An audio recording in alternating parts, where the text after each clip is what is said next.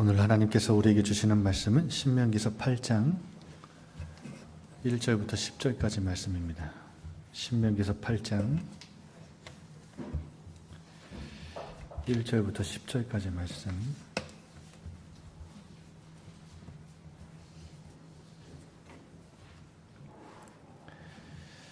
우리 다 같이 한 목소리로 합독하겠습니다.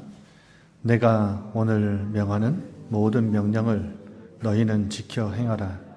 그리하면 너희가 살고 번성하고 여호와께서 너희의 조상들에게 맹세하신 땅에 들어가서 그것을 차지하리라. 내 하나님 여호와께서 이 40년 동안에 내게 광야길을 걷게 하신 것을 기억하라. 이는 너를 낮추시며 너를 시험하사 내 마음이 어떠한지 그 명령을 지키는지 지키지 않는지 알려 하심이라.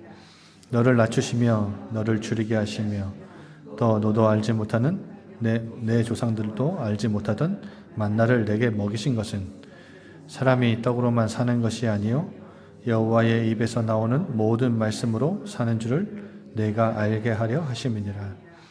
이 40년 동안에 내 의복이 헤어지지 아니하였고 내 발이 부르트지 아니하였느니라. 너는 사람이 그 아들을 징계함 같이 내 하나님 여호와께서 너를 징계하시는 줄 마음에 생각하고 내 하나님 여호와의 명령을 지켜 그의 길을 따라가며 그를 경외할지니라.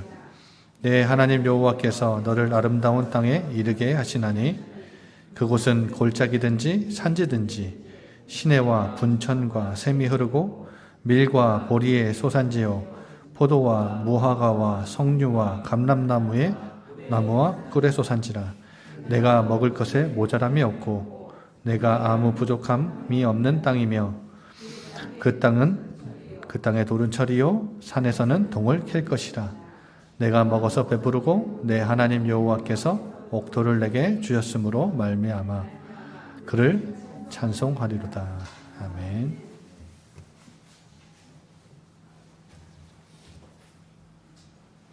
우리 옆에 분에게 다시 한번 인사할까요?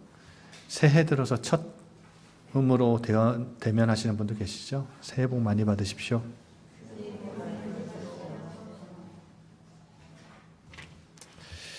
새해도 건강하시고요. 날이 많이 추워졌는데 건강 관리 잘 하시고요. 그리고 2026년은 오늘 제목처럼 힘을 잘 뺐으면 좋겠습니다. 여러분 새해 맞이 많은 교회와 많은 사람들이 새로운 각오를 하고 결심을 하죠. 결심과 각오가 필요 없다는 말이 아닙니다. 마음을 새롭게 다지고 단단히 먹는 뭔가의 이 결심, 각오 중요하죠. 그리고 도전과 갱신 이런 단어도 많이 나옵니다. 새해에는. 그래서 도전, 갱신 이런 단어를 많이 쓰는 곳은 그런 공동체는 뭔가 움직임이 더디거나 뭔가 멈춰있고 변화가 없는 것 같은 그런 공동체에서는 그걸 동기부여해서 막 뭔가 움직이게 하려고 이렇게 도전, 갱신 이런 단어를 많이 쓰죠. 그리고 어떤 곳에서는 실천, 그리고 과제, 미션 여러분 이런 거는 왜 좋냐면요. 뚜렷하잖아요. 뭔가 계획을 수립해서 눈앞에 갖다 주면 목적 여기까지 달성해야 돼. 2026년은 여기까지 달성하는 거야. 이렇게 뭔가 실천적이고 과제를 주고 미션을 주면 뭔가 뚜렷하기 때문에 추상적이지 않기 때문에 다들 좋아합니다. 그리고 막 으쌰 막 이런 분위기 나죠. 특히 여러분 보험회사 같은 데 보면 칠판에 뭐 붙여 있죠? 보험회사 같은 데 가면 옆에 그래프로 딱 이렇게 돼 있잖아요. 자, 2026년은 여기입니다, 여기. 그것도 분기마다 나눠가지고. 여러분, 각성, 회복. 여러분, 이거는 이런 단어를 쓰는 공동체는 옛날에 좋았던 추억이 있죠. 근데 그때의 그 좋았던 때를 추억하고 회상하면서 이제 깨어나자. 좀 다시 돌아가자. 다시 그때의 전성기를 회복하자. 그런 곳에서는 이런 단어를 많이 씁니다. 그런데 여러분, 저는 오늘 완전 반대의 이야기를 하고 싶어요. 여러분, 제가 이렇게 아까 나온 이런 단어들을 써가면서 예를 들면 2026년 우리 교회다운 교회의 결심, 교회다운 교회의 도전, 교회다운 교회의 미션 이러면 여러분 아마 그래 이거 이루자 으쌰으쌰 할 겁니다. 근데 신앙은 그런 게 아닙니다. 제가 경험해본 바로는, 그리고 저에게 맡겨주신 교회에 말씀을 심부름하는 자로 저를 세우시는 데는 제가 알고 있는 그 한계 안에서, 그 지식 안에서 교회가 그렇게 인도를 받으라고 하나님이 저한테 허락을 하신 거겠죠. 그래서 저는 개인적으로 새해를 맞이하면서 그런 단어들을 저는 절대 쓰지 않겠다. 왜냐하면 그런 으쌰으쌰 하는 분위기로 교회는 되는 게 아닙니다. 지금 우리 지난주에도 그렇고 우리 송구 영신 예배 때도 말씀 나눴잖아요. 키워드는 믿음이에요. 믿음. 여러분, 이 믿음이 뭔지, 그리고 믿음을 회복해야 하는 것이 진짜 중요한 신앙의 본질이거든요.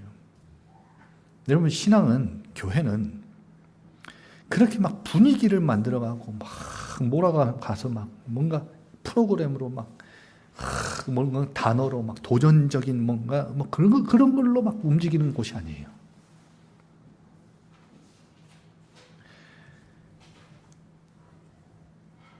신앙의 본질은 하나님을 믿는 거죠. 그게 신앙이에요. 그러면 하나님을 믿는다. 신앙은 뭐냐? 더 구체적으로 말해볼게요. 하나님을 더 신뢰하고 의지하는 겁니다. 그래서 저는 오늘 계속해서 연말 연초에 여러분과 함께 나누고 싶은 말씀이 그거예요. 오늘 가장 중요한 핵심적인 단어입니다. 핵심적인 이야기예요. 그게 뭐냐? 하나님을 믿는다. 그리고 더 잘 신뢰하고 의지한다는 것은 힘을 빼는 겁니다.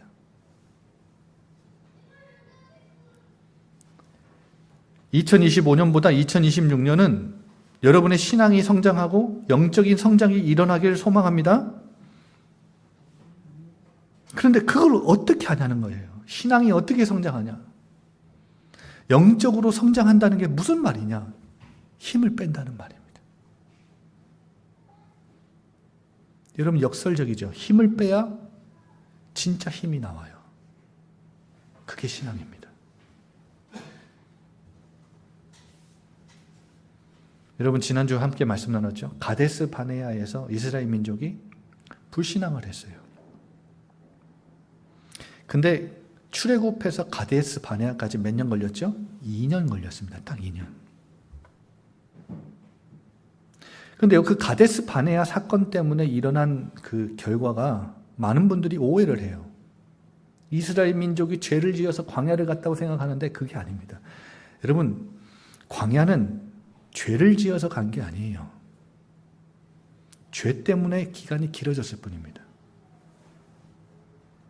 그 전에 2년이면 충분했어요. 하나님의 생각 예상대로라면 이스라엘 민족을 훈련시키는데 이 광야만한 좋은 조건이 없거든요. 좋은 땅이 없어요. 그래서 이 광야는 훈련 장소입니다.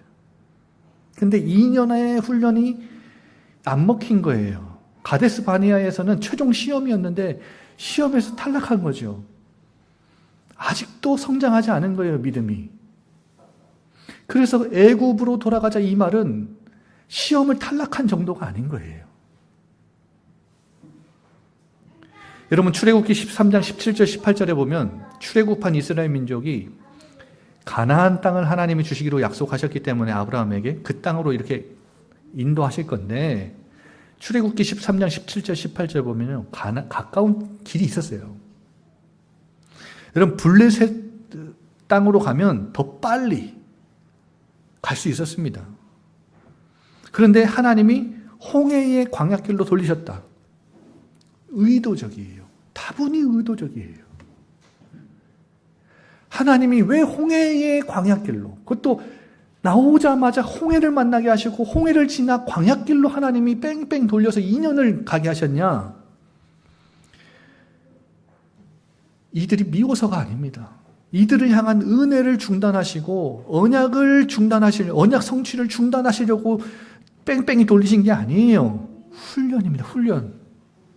어떤 훈련이냐? 오늘 2절 보세요. 40년 동안 내가 광야에서 걷게 하신 것을 기억해라. 이는 뭐 하시며? 너를 낮추시며. 어떤 훈련이에요? 낮추시는 훈련이에요. 따라해 봅시다. 낮추시는 훈련. 이스라엘 민족이 계속해서 배교와 반역을 반복하기 때문에 하나님은 이들을 낮추시기 원하신 거예요. 여러분, 낮춘다는 말이 무슨 말이에요? 낮아진다는 게 무슨 말이에요? 하나님만을 전적으로 신뢰하고 의지하는 걸 말합니다. 여러분, 가나안 땅 들어가는 게 문제가 아니에요. 가나안 땅 들어가는 건 하나님 입장에서 식은 죽 먹기지요. 하나님이 약속하신 거기 때문에 들어가게 하실 거예요. 근데 가나안 땅에 들어가는 게 문제가 아니에요. 이 민족이 문제인 거예요. 이 민족이 가나안 땅 들어가서도 이 낮아진 자세를, 태도를 유지하고 이 마음을 유지하고 하나님 경외하는 마음으로 하나님 말씀을 청종하고 하나님의 명령을 따라 살아가는 것이 형통이고 복인데, 그래야 하나님의 뜻을 이루고 하나님 나라를 이룰 수 있긴 있는데 그게 안 되면 들어가도 문제인 거예요. 그래서 하나님이요, 광야에서요 훈련을 하신 거예요. 낮추시는 훈련. 한마디로 오늘 제목처럼 뭘 빼신 거예요? 이스라엘 민족에 뭘 빼신 거예요? 여러분, 지난주 말씀에 의해서 가데스 바네아를 다시 한번 봅시다. 생각해 보세요. 여러분, 10명의 정탐과 이스라엘, 밤새 통곡하고 원망했던 이스라엘 민족은 지금 잔뜩 뭐가 들어가 있는 거예요? 힘이 바짝 들어가 있는 거예요. 그러니까 보세요. 자기들이 해야 된다고, 할 수 있다고 생각하는 이 힘이 바짝 들어가 있기 때문에, 여러분, 10명의 정탐꾼이 가나안 땅 정탐하고 왔는데 뭘로 보여요? 그러니까 우리 힘으로 들어가야 된다고 생각하니까, 우리가 정복해야 된다고 생각하니까 거인이에요. 우리 메뚜기예요. 그들에 비하면. 싸움이 됩니까? 정복할 수 있어요? 힘을 못 뺀 거예요. 이스라엘 민족의 반응 보셨잖아요. 밤새 통곡하고 밤새 울면서 원망하고 뭐라 그래요? 애굽으로 돌아가자. 우리가 죽었으면 좋았을 뻔했다. 돌아가자. 뭐가 바짝 들어가 있는 거예요? 지도자를 세워서. 이 말은 여러분, 모세를 죽이고 여러분 새로운 지도자를 뽑아서, 우리를 인도할 지도자를 뽑아서 돌아가자. 하나님 버리고 모세 버리고 다 필요 없어. 힘이요 바짝 들어가요.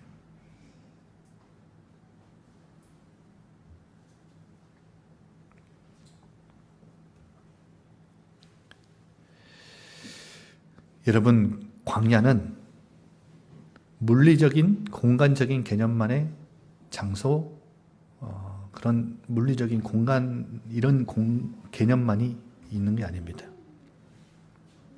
물리적이고 공간적인 개념만 있는 게 아니라 이 광야는 내적인 개념도 포함해요. 고난, 아픔, 괴로움, 한계.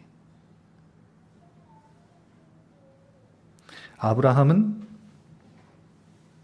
열방의 아비라는 이름이 이름의 뜻을 갖고 있죠. 아브람이었는데 아브라함으로 바꿔주신 아브라함이 이름의 뜻이 뭐예요? 열방의 아비, 열국의 아비. 그리고 창세기 12장에 아브라함을 부르실 때 뭘 약속 주셨죠? 내 씨로 말미암아 천하 만민 복받으리.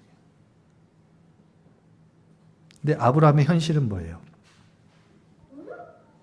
아이가 있어요, 없어요? 75세 때 부름받았거든요. 약속을 받았다고요. 아브라함은 부림이라는 광야에 있었지요. 거기서요, 믿음을 하나님이 훈련하고 연단시키십니다. 우리 지금 수요 예배 때 계속 보고 있잖아요. 참고로 이번 주 수요 예배는 주보를 자세히 보신 분들은 아시겠지만 요한복음 강해 시작하기 전에 요한복음 개론을 하겠습니다. 제가 다음 주부터는 요한복음 설교를 할 거예요. 수요 예배 안 나오시는 모든 성도님들도 이번 주 수요 예배 메시지는 들으셔야 강단 말씀을 잘 흐름을 따라오실 겁니다. 요한복음이 여러분 굉장히 어려운 책이에요. 그래서 제가 어제까지도 고민을 했습니다. 비교적 쉬운 마가복음을 할까? 우리 교회 성도님들의 수준을 제가 높이 평가해서 요한복음을 하자.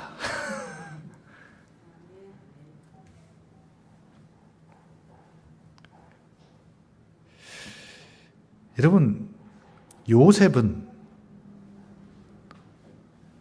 아버지 야곱의 사랑을 독차지하는 그 형형색색 무슨 옷입니까?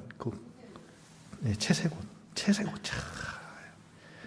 다른 형들은 목동 양치는 양치기 옷, 누더기 옷 이런 거 입었는데 요셉은요, 예쁜 옷 입고 아버지 그 품 안에서 그렇게 살던 요셉이었는데 노예와 감옥이라는 광야로 하나님 보내시잖아요. 13년 무려. 모세는 왕자였습니다. 초강대국 애굽의 왕자였어요. 지명수배자로 도망갔는데 어떤 신세로 초고속 전락을 하죠? 장인의 양치는 목동으로 초고속 승진이 아니라 초고속 뭡니까?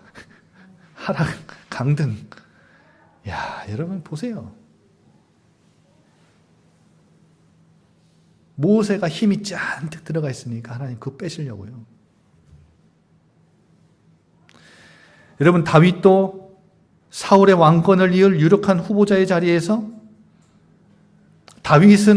사울은 천천히요, 다윗은 만만히요, 이 사리를 들은 사울이 다윗을 죽이려고 주목해서 막 쫓아다니기 시작하니까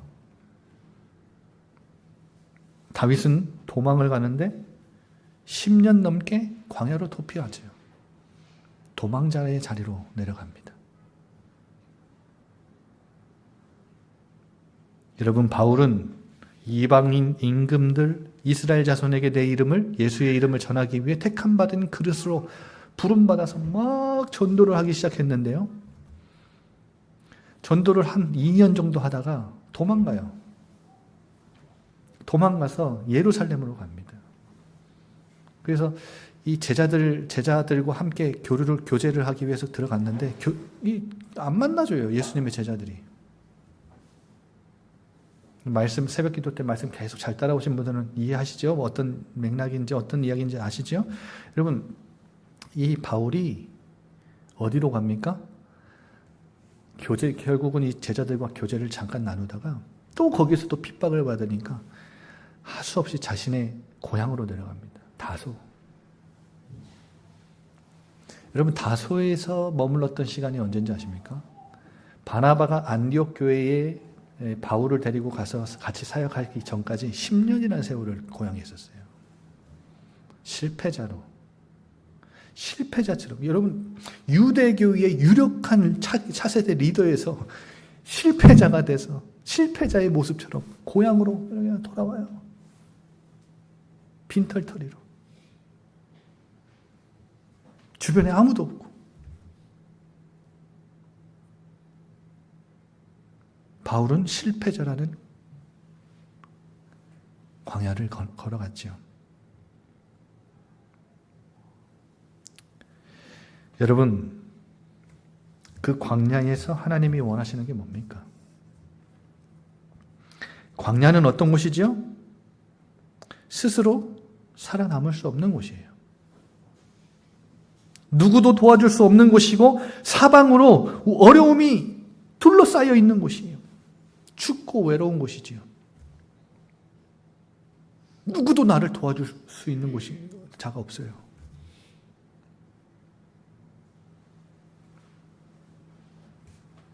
여러분, 하나님이 취향이 독특해서 이런 광야로 사람을, 하나님의 자녀를 내모십니까? 아닙니다.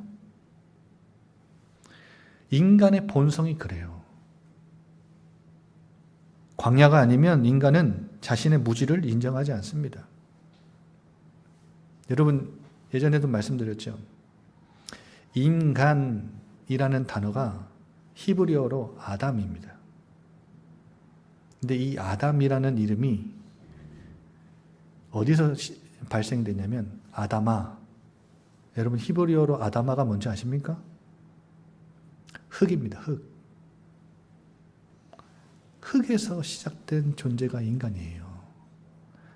흙으로 육을 빚으셨지만, 몸을 만드셨지만 그냥 놔두셨으면 인간은 그냥 흙으로 돌아가는 존재일 뿐입니다. 그런데 창세기 2장 7절에 안에 뭘 불어넣어 주셨죠? 생기를 불어넣어 주셨어요. 생기는 하나님으로부터 왔죠.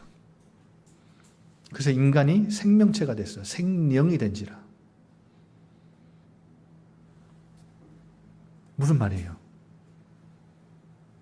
하나님의 생기가 없이는, 하나님의 생명이 없이는, 하나님 떠나서는 인간은 흙에 불과한 존재라는 거예요. 흙에서 시작됐기 때문에 흙으로 돌아가는 존재고. 그러면 지금 숨쉬고 살아가는데 하나님 떠난 사람들은 사는 거냐? 아니요. 영적으로는 죽어있기 때문에 그거는 흙이지, 흙.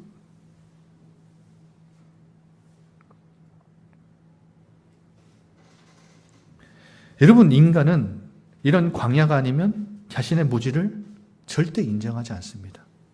한계를 수용하지 않아요. 좀처럼 내 힘 빼고 하나님 안 된다는 사실을, 아니면 안 된다는 사실을 여러분 잘 인정하지 않습니다. 하나님 잘 안 붙잡아요.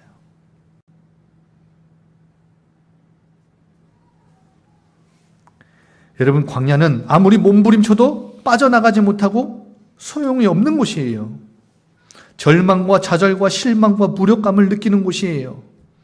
한계의식, 실패의식, 나 자신이 산산이 부서지고 조각나는 해체의식을 느끼는 곳입니다. 여러분, 인생 살면서 어떤 사건과 이슈들을 만나보셨어요? 여러분의 인생 존재 자체가 부정당하는 사건들을 만나보셨습니까? 나라는 존재가 부정을 당해요. 없는 사람 취급당해요. 여러분, 그런 사건 만나보셨어요? 그런 사건 만나보면요, 해체의식을 느낍니다. 나라는 존재가요, 산산이 조각나고 부서져요. 내가 그동안 뭘 했지? 내가 그동안 나라는 사람은 그러면 뭐였나?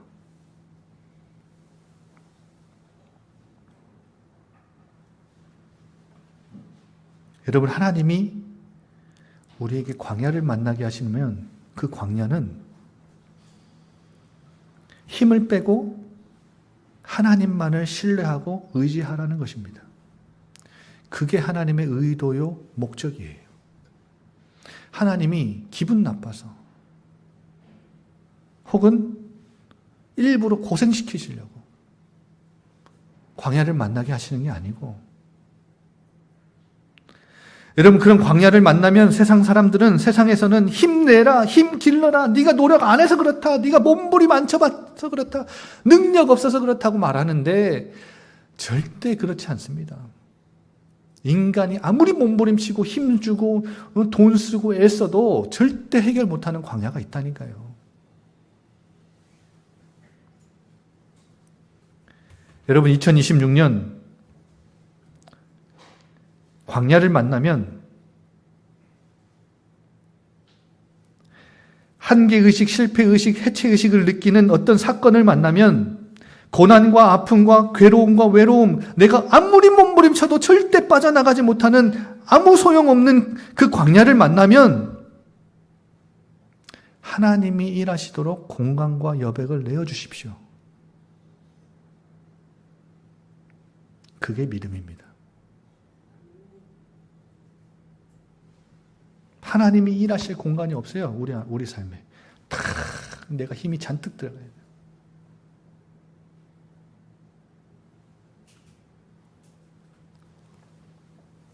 (2026년) 설명할 수 없는 일, 이유 모를 사건, 이슈를 만나도 내가 스스로 해결할 수 없는 일과 누구도 도와줄 수 없는 어떤 일들, 이슈들을 만나면 여러분 광야라는 사실을 기억하고 하나님이 내 삶에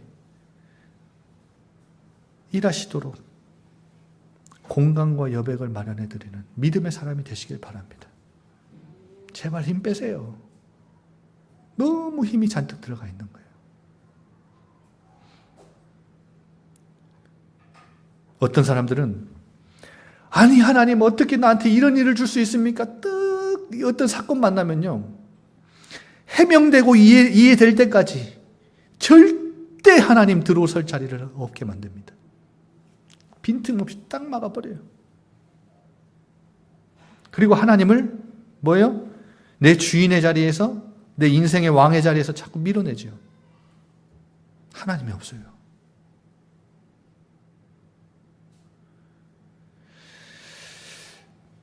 여러분 이해 안 되는 일 만나도, 해명할 수 없는 일을 만나도 내가 쉽게 수용하고 받아들이기 힘든 일을 만나도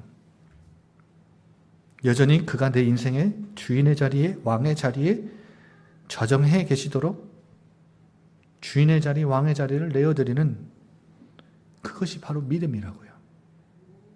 그게 믿음이에요. 이해될 때만 믿음을 믿습니다.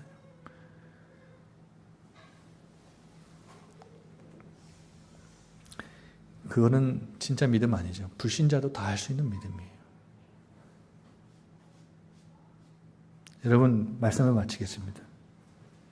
보통 광야를 만나면 많은 크리스찬들이 오해를 해요. 어떤 오해를 하냐면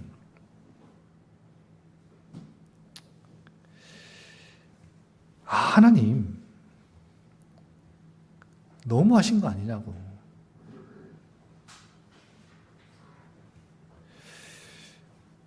그런데 오늘 여러분 보세요.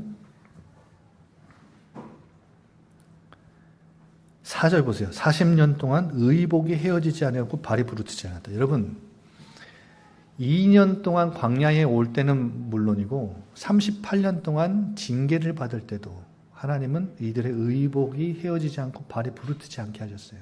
여러분 2년 동안만 가데스 바네아 앞까지만 만나와 메추라기를 내려주신 게 아니라 38년의 광야에서 징계 생활할 때도 하나님 내려주셨다고요. 굶어 죽이지 않으셨어요. 무슨 징계예요? 5절에 그렇게 설명하잖아요. 아들을 징계함 같이 내 하나님이 너를 징계하는 줄 마음에 생각해라.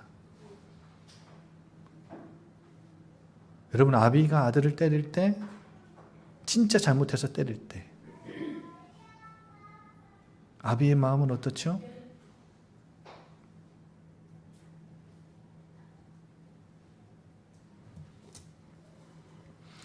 그 아비의 마음으로 이스라엘 민족을 광야로 내모신 거예요.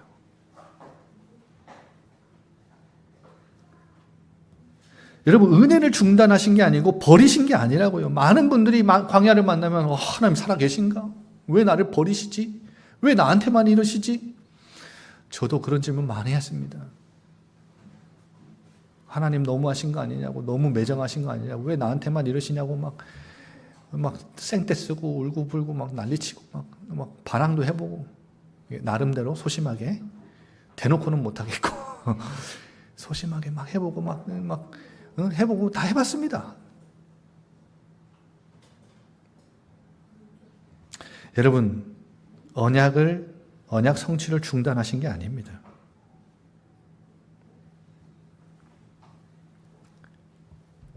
하나님 여전히 징계받는 자녀도 사랑하셔서 함께 하셨죠. 그러면서 어떤 민족이 되길 원하시는 거예요? 2절 다시 보세요. 너를 낮추시며 시험하시기 원하신대요. 어떤 시험이요? 마음이 어떠한지. 어떤 마음이요? 명령을 지키는지 지키지 않는지. 이 명령은 어디서 나와요? 3절에 말씀에서 나오긴. 그러니까 여러분, 말씀에서 하나님이 주시는 명령을 마음에 담고 지키는지 지키지 않는지를, 순종하는지 불순종하는지를 하나님이 보시려고. 그게 시험의 최종 목적이지요. 여러분, 누군가의 말씀을 듣는다는 것은 내가 그 말씀을 그냥 흘려듣지 않고 말씀을 듣고 내 마음에 담고 그 명령을 순종하고 지키며 산다는 것은 뭐가 전제되지요? 낮아지는 게 전제되지요. 높은 자는 말 안 듣습니다. 여러분, 교만한 자가 말씀을 듣습니까? 여러분, 참고하십시오. 말씀은 인포메이션, 정보가 아닙니다. 지식 아니에요. 지금 자꾸 정보와 지식을 쌓으면 여러분 신앙은 성장하지 않습니다.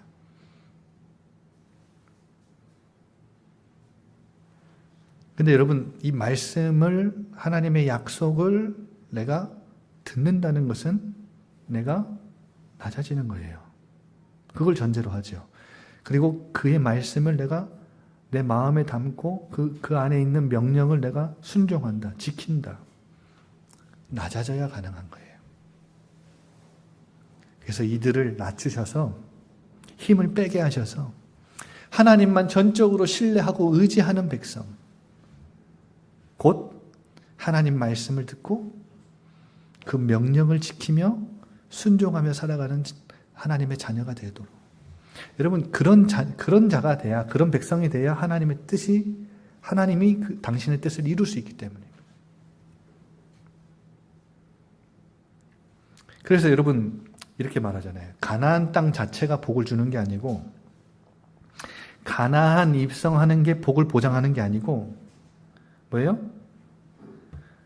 7절, 8절, 9절, 10절에 나와 있는 이 복들은 하나님이 풍성히 주시는 복과 풍요와 안식, 가나안에 들어가서 누리게 될 이 복들은 뭐예요? 가나안이 주는 게 아니라 이 말씀, 명령을 순종하는 것이 준다. 그래서 여러분, 형통의 복은 말씀을 듣고 그 명령을 지키는 것에 있다.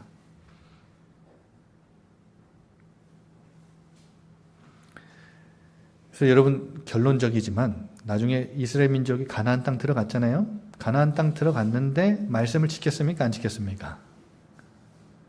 지켰습니까? 안 지켰습니까? 말씀을 또 안 지키니까 어떻게 해요? 가나안 땅 들어갔는데 가나안 땅이 그걸 보장해 주던가요? 말씀을 듣고 명령을 지키는 게 보장해 준다는 거예요.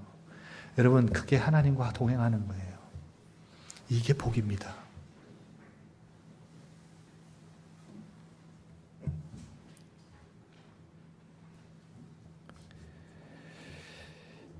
이런 사람이 되고 이런 자들을 통해, 이런 백성을 통해 하나님 나라를 하나님 이루시길 원하셔서, 여러분, 하나님의 말씀 통치가 가득한 곳이 하나님 나라잖아요. 그 나라를 만들기 위해서 이스라엘 민족을 낮추신 거예요. 여러분, 2026년 우리를 통해 하나님의 뜻을 하나님이 이루기 원하십니다. 믿으시죠? 근데 그 뜻을 이루는 백성이 되려면, 그런 교회가 되려면 말씀을 목소리를 잘 듣고 그분의 말씀을 잘 순종하며, 명령을 순종하며 나아가는 공동체가 돼야 됩니다. 근데 그런 공동체가 되려면 하나님이 뭘 거치게 하셔요? 광야라는 이 훈련 과정을 거치게 하신다. 낮아져야 된다. 여러분, 그래서 2년 만에 우리는 훈련 끝낼 수 있어요. 지금 이제 3월달 되면 1년 차잖아요. 이제 2년 차 접어드는 해잖아요. 26년이면. 27년 3월달이면 우리 여러분 2년이면 훈련 끝낼 수 있다니까요. 이런 공동체가 되면. 근데 이런 공동체가 안 되면요, 계속 훈련시키시고 계속 될 때까지. 여러분, 그러니까 2026년은 저는 힘 빼는 교회가, 힘 빼는 성도가 진짜 믿음의 성도고 믿음의 교회고 진짜 하나님의 뜻을 이루어드리는 일에 쓰임받는 교회가 될 수 있다. 여러분, 막 도전, 갱신 뭐 이런 단어 쓰는 것보다 훨씬 더 힘이 있죠. 안 그러세요? 여러분, 얼마나 편합니까? 힘 빼라니까요. 힘 빼고 하나님만 의지하고 신뢰합시다. 광야를 마주하게 하시면 하나님 이 기회다. 힘 빼게 하시는구나.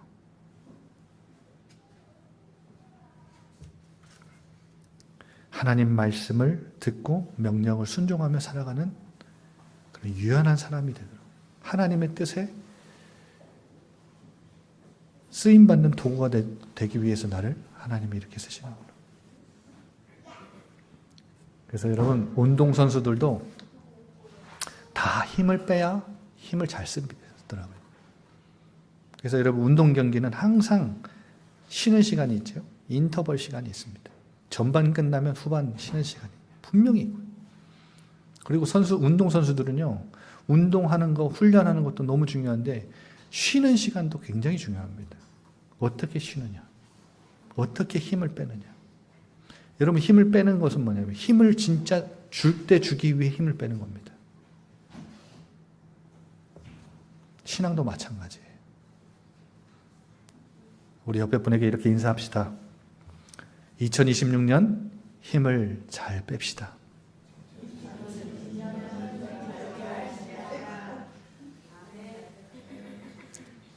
다 같이 찬양하면서 하나님 앞에 예물 드립시다.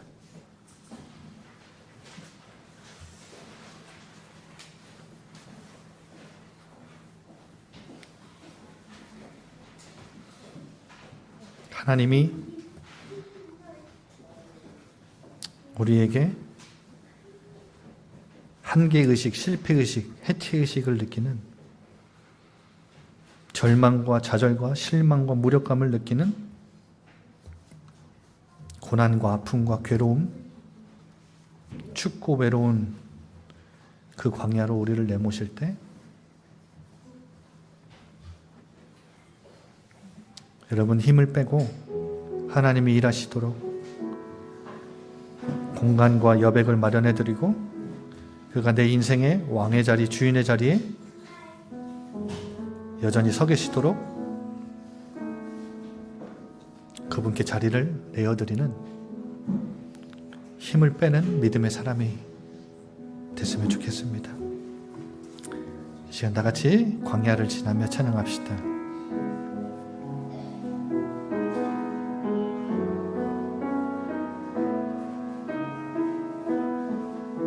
왜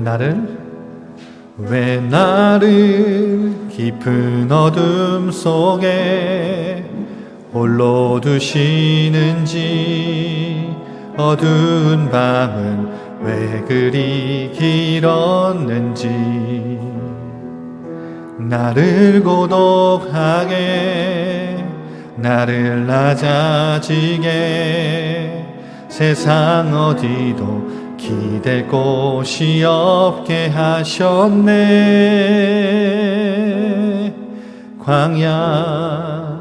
광야에 서 있네.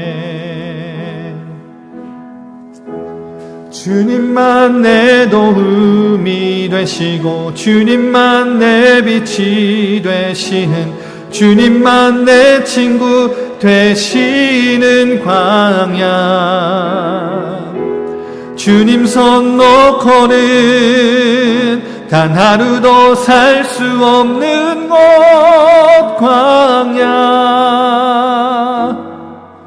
광야에 서 있네. 왜 나를 깊은 어둠 속에 홀로 두시는지 어두운 밤은 왜 그리 길었는지 나를 고독하게 나를 낮아지게 세상 어디도 기댈 곳이 없게 하셨네.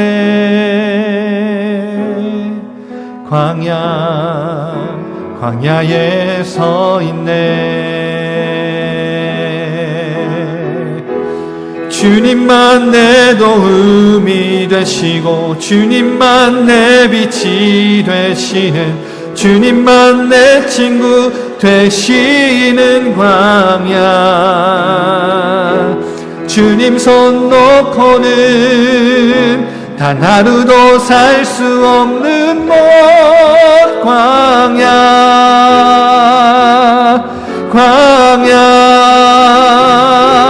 주께서 나를 사용하시려 나를 더 정결케 하시려 나를 택하여 보내신 그곳 광야. 성령이 내 영을 다시 태어나게 하는 곳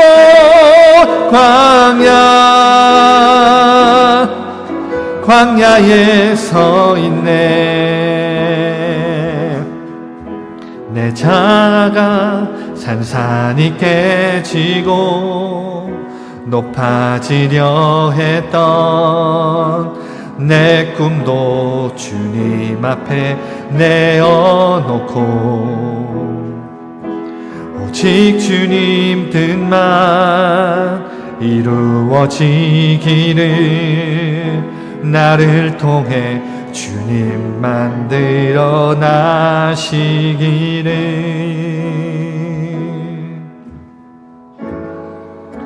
광야를 지나며